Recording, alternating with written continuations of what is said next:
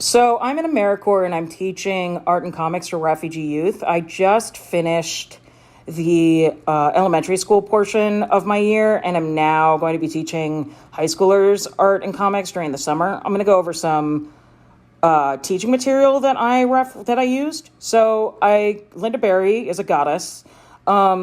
These books, it's not like I chose a particular part. So much of it is actually about regaining the spark you have for drawing when you are a child as an adult. So it wasn't really relevant for elementary school, but I will be using it for teaching the high schoolers that are insecure about drawing in the future. This is Lexicon of Kamakana by Mort Walker.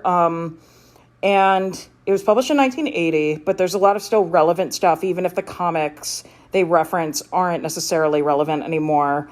I specifically taught them about emanata, which are visual symbols that express various states of being. So like steam coming from a pie, various level of drunkenness with various symbols, because I want these students to use English, but I also want them to visually be able to communicate through their art. Now, making comics is kind of a controversial book in the community, but I used it about backgrounds. I think a lot of artists, whether they're formally taught or are self-taught, don't use backgrounds enough in their work. How to Say Everything is by Tom Hart. It's got a lot of material that is used in the Sequential Artist Workshop, which is a low residency art college. So the third person is by Emma Grove, and Emma Grove has dissociative identity disorder. I didn't use the book itself for my students, but there's interesting stuff about how she made the book in the back, kind of using like drawing without thinking, which is something I try to impart on my students as well. This is Drawing Comics Lab by Robin Chapman. It's got a lot of stuff in here that's good. It's got a lot of actually Center for Cartoon Studies assignments as well. The only thing I used was 10 cats.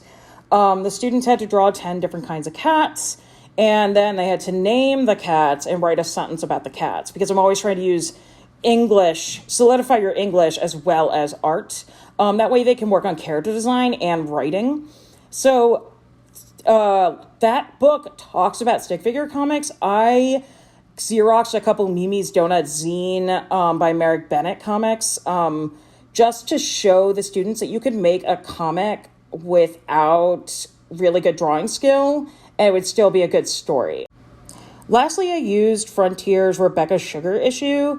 Again, the students get really worried about making mistakes, so I had them mimic animators where if they made a mistake on a drawing, for at least for one assignment, they would use Post-its to correct those mistakes and get out of their comfort zone.